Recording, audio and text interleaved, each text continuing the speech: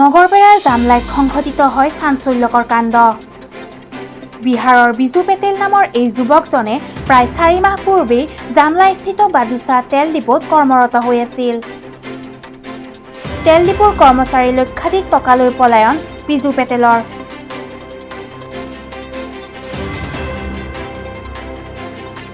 ভালকৈ ঘৰৰ ঠিকনা নজনাকৈ যুৱকজনক বিশ্বাসত লৈছিল ডিপোৰ মালিক পক্ষই। পিছে হঠাৎ বিশ্বাসঘাতকতা কৰি লক্ষাধিক টকালৈ উধাও হয় বিজু পেটেল।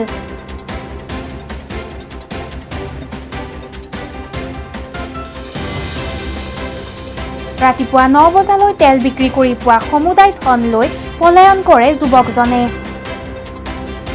যুৱকজনৰ বিৰুদ্ধে ডিপোৰ মালিক পক্ষই ইতিমধ্যে নগৰবেৰা আৰক্ষী চকীত এক এজাহাৰো দাখিল কৰিছে।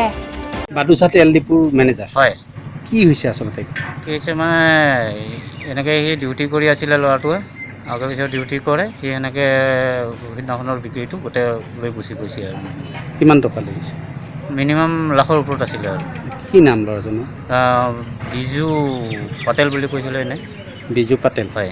ঘৰ ক'ত? ঘৰ বিহাৰ। কিমান দিনৰ পৰা আছিল আপোনালোকৰ ইয়াত? ইয়াত 4 মাহমান আছিলে। মানে কালেকশ্যন হোৱা আটাইখিনি পইচা লৈ গৈছে? আটাইখিনি পইচা লৈ গৈছে। থানাত এফআইআৰ দিছে? হয়, থানাত এফআইআৰ দিয়া হৈছে। কিবা সন্ধান পালে? সন্ধান মানে অফিচাৰে কৈছিলে সন্ধান ল'ম বুলি, এতিয়া আমি আকৌ খবৰ পোৱা নাই আৰু। নগৰবেৰাৰ পৰা ইউনুছ আলীৰ ৰিপৰ্ট, খবৰ 24 অসম।